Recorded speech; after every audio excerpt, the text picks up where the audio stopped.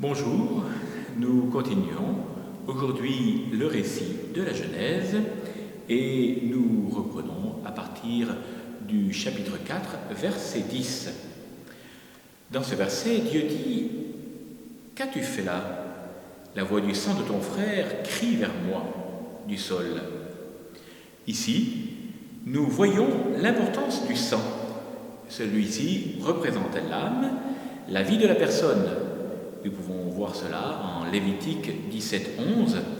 Il est dit « La vie de la chair est dans le sang » ou en Deutéronome 12, 23 « Garde-toi seulement de manger le sang, car le sang, c'est l'âme avec la chair. » Dieu seul est maître de la vie. De là, 3 conséquences. Premièrement, l'interdiction du meurtre, car l'homme a été fait à l'image de Dieu. Nous retrouvons cela dans le Décalogue. Tu ne tueras pas en Exode 20, 13.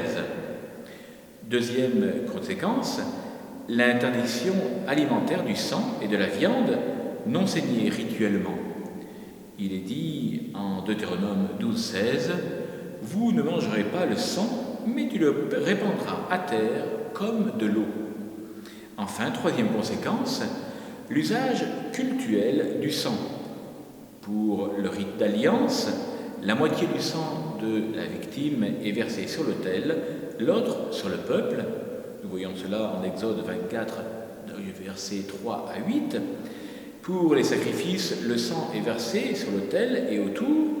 Dans le rite pascal, le sang de l'agneau pascal est mis comme une marque sur les linteaux des portes en signe de protection. Et dans le rite expiatoire, en Lévitique 17, 11, ou encore à la consécration des prêtres, on utilise toujours ce même sang. Mais nous reverrons tout cela un peu plus tard.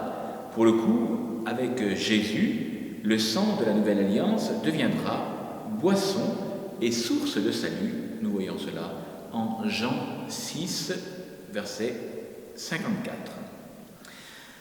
Les versets 11 et 12 nous disent « Maintenant, maudit sois-tu de par le sol ».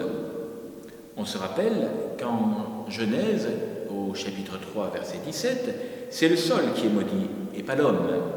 Ici, c'est Caïn qui est maudit. Voyons ce que nous en dit saint Jean Chrysostome. « Tu es maudit de la terre. Ne passez pas négligemment sur la différence des malédictions. Elle manifeste combien le péché de Caïn est plus grave que le péché d'Adam.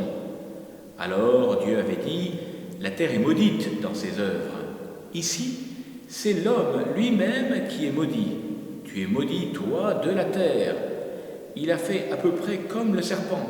Comme lui, Caïn, il a détruit la mort par le mensonge. Il a trompé son frère pour le tuer.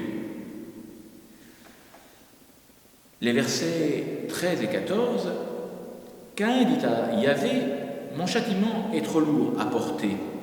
Quiconque me rencontrera me tuera. » On ne voit ici aucun repentir de la part de Caïn. Il demande juste une modération de peine. Il doit se cacher de la face de Dieu, puisqu'il est maudit, et de la face de la terre, puisque celle-ci lui demande compte du sang de son frère. Il est perdu et redoute la vengeance du sang. Cette vengeance du sang, la loi d'Israël la codifiera. Nous trouvons cela dans le livre des Nombres, au chapitre 35, versets 19 et 33. C'est le vengeur du sang qui mettra à mort le meurtrier. Quand il le rencontrera, il le mettra à mort.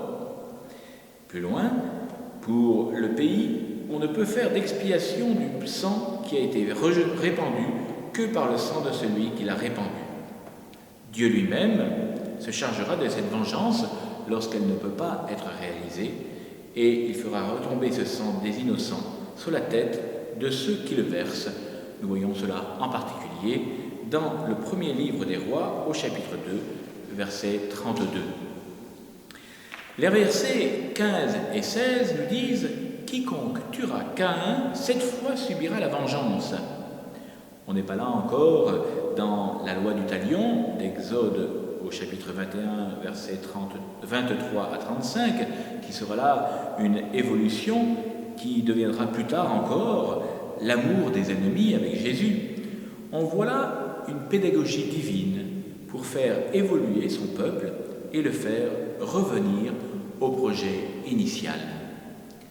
Courage à vous tous dans cette lecture de la Bible, courage dans votre temps de confinement, et puis courage aussi pour vivre ces jours saints, ce jour des rameaux et toute cette semaine sainte. Soyez bien sûrs que nous sommes unis par la prière. À très bientôt, bonne entrée en semaine sainte.